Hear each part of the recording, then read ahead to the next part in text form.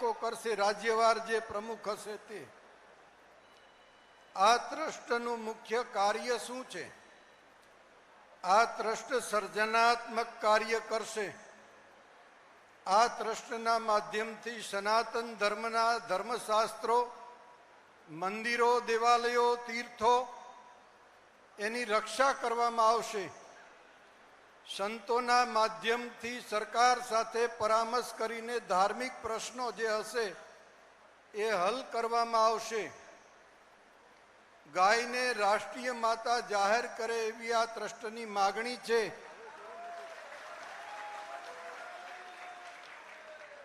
આ ઉપરાંત બહુ અગત્યનો મુદ્દો હોય તો યોગ્ય ધર્માચાર્ય તૈયાર કરવા અને એને સંસ્કૃતથી જ્ઞાત કરવા, સંસ્કૃતના જાણકાર કરવા, એ વિદ્યાલયો સંસ્કૃતના ખોલવા અને વધારેમાં વધારે સંસ્કૃત ભાષાનું રક્ષણ કરવું.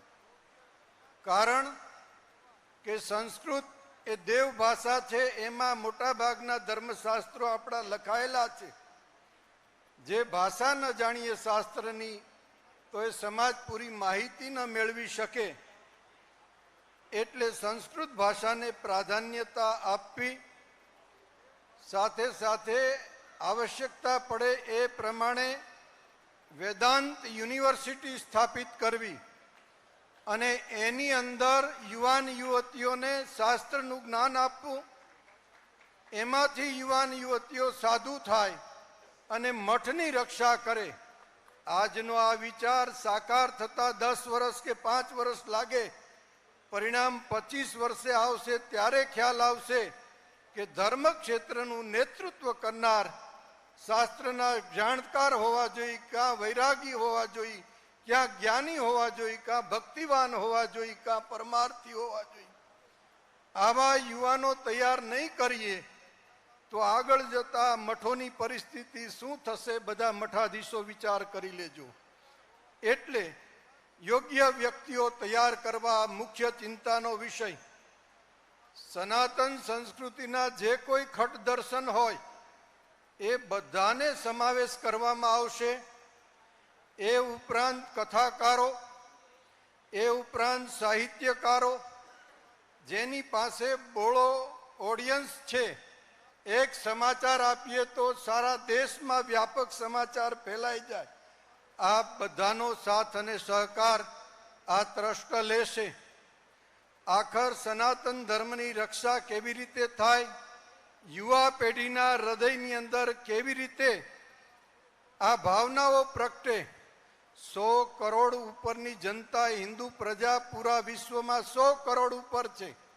જો એક જૂટ થાય, એક મત થાય તો વિશ્વની કોઈ મહાસત્તા પણ આને પહોંચી ન શકે. કોમવાદ કરવા નથી માગતા, જાતિવાદ કરવા નથી માગતા. 33 કરોડ દેવી દેવતાને માનનારો સમાજ, અનેકમાં એકનું દર્શન કરનારો આપણે સમાજ છીએ. વિશેષ ટાઈમ ન લેતા, લાખો વર્ષથી અસ્તિત્વ ટકી રહ્યું છે. એની પાછળનું કારણ કોઈ દિવસ કોઈની લીટી ભૂંસવાનો પ્રયત્ન નથી કર્યો. બધાએ સ્વીકાર કર્યો છે. એટલે અને આ ઉપરાંત કોઈ વ્યક્તિ હિન્દુ સમાજના દેવી દેવતાઓને નીચા દોરવાનો પ્રયત્ન કરે, યા તો એના વિશે હાસ્ય મજાક જેવી વસ્તુ કરે, વાણી વિલાસ કરે, તો આ ટ્રસ્ટ એની સાથે કાનૂની પગલાં લઈ શકે, કોર્ટ કચેરી પણ કરી શકે. આવી એક જોગવાઈ છે. પણ એ છેલ્લો ઉપાય છે. આપણે ફાટા કરવા પોસાય એમ નથી, મતભેદો કરવા પોસાય એમ નથી. આપણે એકાબીજાએ સાથ સહકાર મળીને ચાલવાનું છે. શીખ સંપ્રદાયવાળા હિન્દુ કહેવા તૈયાર નથી. આવી પરિસ્થિતિ જ્યારે ઊભી થઈ છે ત્યારે જે કાંઈ પ્રશ્ન ઘરના હોય, ઘરમાં સમજી લઈએ અને સમજાવીએ કે આ તમારી રીત ખોટી છે. એમ છતાંય ન સમજે તો એ કાનૂન કોર્ટનો માર્ગ, અને કોર્ટ ઉપર પણ કોઈ જો હોય તો જનમત કોર્ટ ઉપર છે. પછી જન સમુદાય નિર્ણય કરે કે કયા પ્રકારનો નિર્ણય અને કોની સાથે કેવા પ્રકારનો વ્યવહાર કરવો. હું બહુ સભાન અવસ્થામાં બધી વાત કરું છું. આની નીચે 6 કમિટીની રચના થશે. એમાં એ સલાહકાર સમિતિ હશે, શાસ્ત્રના જાણકાર વિદ્વાન કથાકારો હશે, કાનૂની લડત માટેની સમિતિ એ મેજિસ્ટરો અને વકીલોની પણ એક સમિતિ હશે. આ અલગ અલગ વિભાગની સમિતિ છે. બહુજન સમુદાય એમ કહે કે સનાતનના મહાત્મા લાડવા ખાઈને ભંડારા કરે, આ સિવાય બીજું કાંઈ કામ કરી શકતા નથી. આ મેણું ટાળવા જેવું છે. થોડો સમય કાઢીને પોતાના સ્વધર્મ માટે પણ કાર્ય કરવું જોઈએ. ભંડારા એ કરીએ એ આપણો રિવાજ છે, એની સામે ના નથી, પણ આપણા ધર્મને માટે પણ આપણે કંઈક કરી છૂટવું જોઈએ. બીજું, દરેક મહાત્માઓએ આધાર કાર્ડ વિચરણ કરતા હોય એણે પણ આધાર કાર્ડ અને પાન કાર્ડ કઢાવી લેવા જોઈએ. આ સમયમાં ટ્રેનની મુસાફરી પણ એમનેમ નહીં થાય, એનો પણ આપણે ખ્યાલ રાખવાનો છે.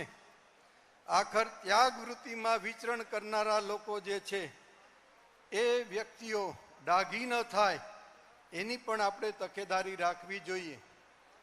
ફરી ફરી વિનંતી કરું છું મહંતોને, કથાકારોને, જે લોકો સાહિત્યકારો છે બધાને, આપણે આપણું યોગદાન આપણા ધર્મ માટે આપવું જોઈએ.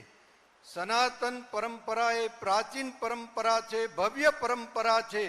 કેટલી પરંપરાનું અસ્તિત્વ નાશ પામ્યું, પણ આજે સનાતન પરંપરા જે છે સાકાર અને નિરાકાર બંનેની ઉપાસના કરે છે, સગુણ અને નિર્ગુણની વાત બંનેની કરે છે. પણ સનાતનમાં એક પરંપરાઓ છે, એ પરંપરાઓનું પાલન કરવું જોઈએ. સનાતનની કુટુંબ વ્યવસ્થા પણ સોલિડ છે. દાદા, મામા, માસી કેને કેમ શબ્દથી સંબોધન કરવું. તો આપણી અંદર સ્વયંભૂ શિસ્ત હોય, આપણને શીખવાડવું ન પડે. આપણે એવા સમાજમાં જન્મ્યા છીએ કે શિસ્ત આપણી અંદર આપોઆપ હોય. એટલે હવે સમય પાકી ગયો છે કે સનાતન ધર્મ માટે એકીકરણ થવું જોઈએ. ભાષા ભલે જુદી હોય, પહેરવેશ જુદો હોય, ઉપાસનાનો પ્રકાર પણ જુદો હોય, પણ આખર અમે સૌ સનાતની છીએ. જ્યારે જરૂરત પડે ત્યારે મંચ ઉપર બધા એક થાય. આપ વિદ્વાન છો, બુદ્ધિશાળી છો, શક્તિશાળી છો. સનાતન ધર્મ માટે સર્વસ્વ નિછાવર કરવાની આપની ક્ષમતા છે. છતાં બે હાથ જોડી કરબંધ પ્રાર્થના કરું છું કે તામસતાથી કોઈ પરિણામ નથી આવવાનું. સિદ્ધાંતોનું પાલન કરવાથી પરિણામ આવશે. અને કળજુગે સંઘે શક્તિ, કળજુગમાં સંગઠિત થશો, એકલો બોલશે એનું કોઈ પરિણામ નહીં આવે. પણ આપણે ઘણું બધું ભૂલી ગયા છીએ, આપણી પરંપરાઓ ભૂલી ગયા છીએ.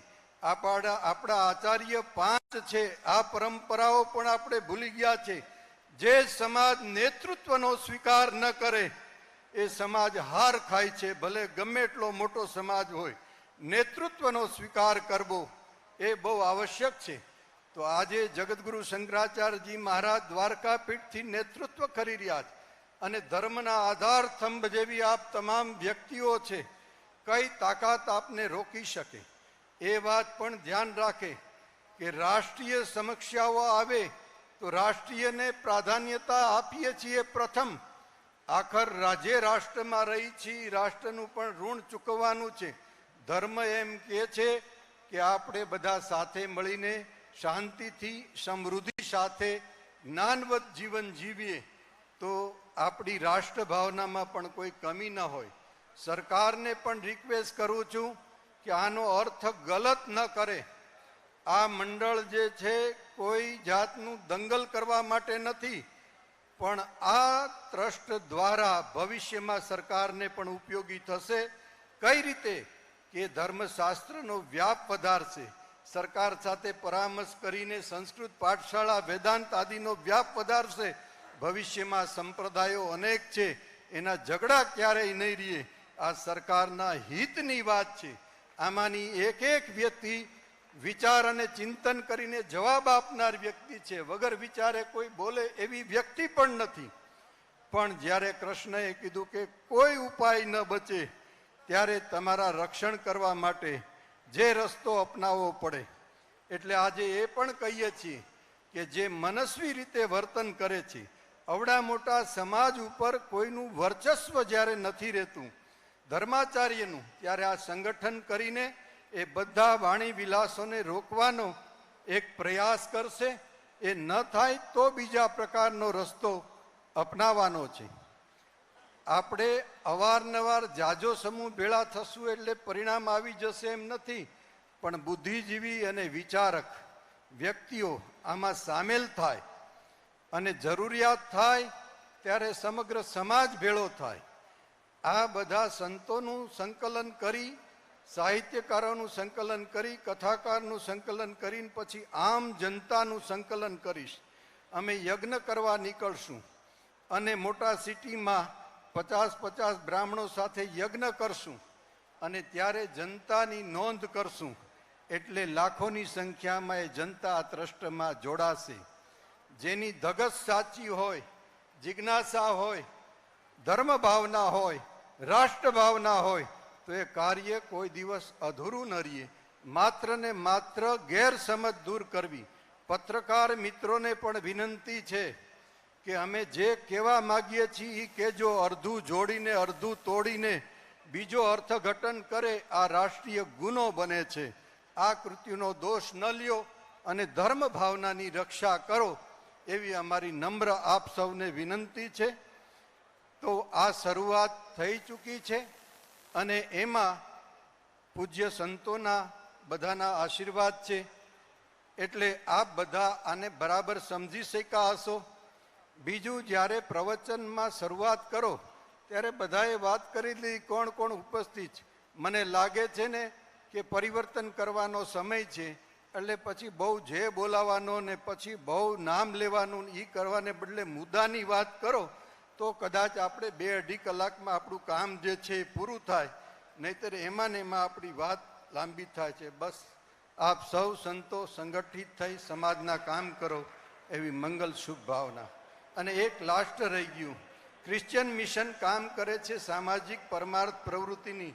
મોટી સંખ્યામાં સંતો છે, લાઈવ પ્રોગ્રામ છે. તો એ પણ વિનંતી કરું છું કે સમાજ ઉપયોગી સેવા પ્રવૃત્તિઓ સંતો દ્વારે દ્વારે શરૂ કરે. પોતાના આશ્રમમાં ખૂબ કરી રહ્યા છે, પણ વધારે ને વધારે કરે.